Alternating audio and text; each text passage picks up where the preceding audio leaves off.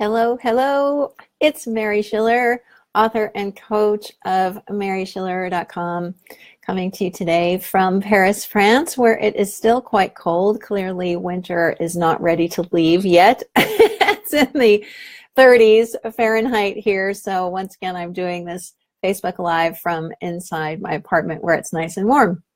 I do have to go out shortly, so I'm going to bundle up. I got a very interesting question posted as a comment on one of my videos that I posted on YouTube. It was one of the ones that I've done here. Hi, Helen, about your feelings don't matter. I'm not sure how many of those I've done now, maybe 3 or 4. In any case, I had reposted one of them onto YouTube, and somebody asked a question that was really interesting because it's not a question that I would have thought of because the answer seemed obvious to me.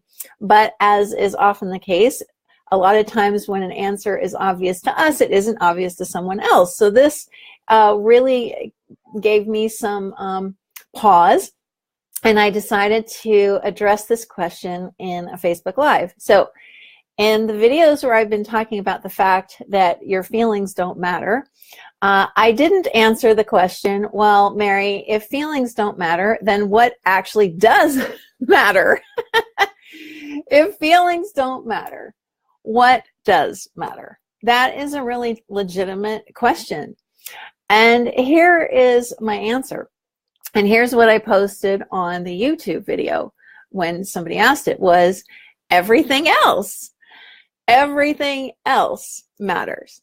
And what do I mean by everything else? Well, if we kind of get, even in a small way, that we are not these thoughts and feelings that we're having, okay? So we can see that thoughts come in, they have some kind of quality to them that generates some sort of feeling and experience in us, that if we can see that we are not that, then we can see that, hey, maybe we're actually something else. If we aren't those thoughts, well, then what are we? You know, it isn't really enough for me, at least, to understand what I am not. In other words, when I first came across this understanding of the 3 principles, it started to become really obvious to me that I was definitely not my thinking. I was definitely not my feelings. Those things are kind of 2 sides of the same coin. And I was not the sum total of my life story as a result. I wasn't any circumstance that I thought I was in. I wasn't all of these things. Well, that wasn't quite enough because for me, it's really interesting to explore the answer to the question, well, then what am I? If I'm not all of these things, then what am I? And to me, that's the answer to this question. If feelings don't matter, then what does matter? It's, well, what am I then? If I know what I'm not, is there a way for me to at least explore who and what I am? Is there a way to do that? And that is really the focus of my life. I was on a call yesterday with a wonderful client of mine who's part of my Get Paid to Be You one-to-one coaching. And I realized that it's really, really true, that for lack of a better word, that the only thing I'm really interested in is exploring what you and I actually are. Yeah, it's really fun to create things. It's really fun to have conversations. It's really fun to make money. It's really fun to go places, to meet people, all those things that are part of this physical world. Those are all really interesting and fun, and they're kind of wonderful perks for being in this human form to begin with. But there's something else going on that is so much larger than that, and so infinite in its capacity to fascinate me, and perhaps you too, that to only see our experience in terms of this physical world seems incredibly limiting to me.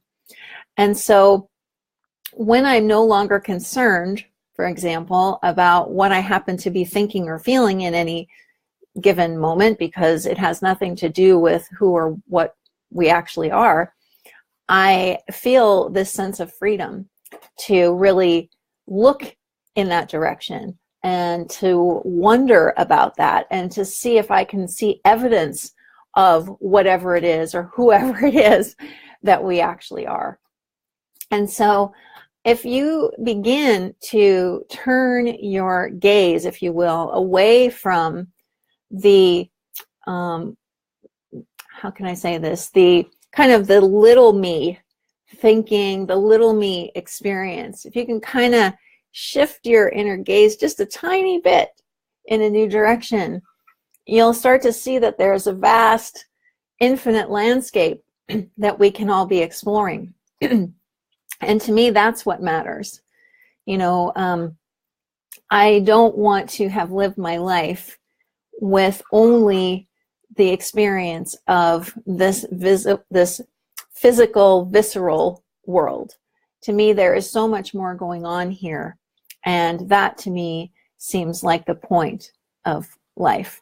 You've already, as I've said in another video, you've already fulfilled your purpose simply by being born into this form.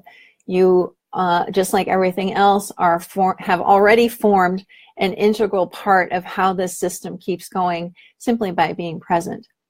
So what else can you see? What else can you discover? What else can you uncover about yourself in terms of what is beyond your little Mary human experience? So I hope you found this video perhaps thought-provoking and interesting. I'd love to hear your comments, so please feel free to post them wherever you're watching. If you'd like to get in touch with me, please email me, mary@maryschiller.com, and you can find me on my website at maryschiller.com as well. Oh, thank you, Crystal and Helen, and thanks for joining, Ingrid, as well. And thanks to everybody for watching. I really appreciate you, and I love hearing from you, so please feel free to get in touch. I'll talk to you again soon. Bye now.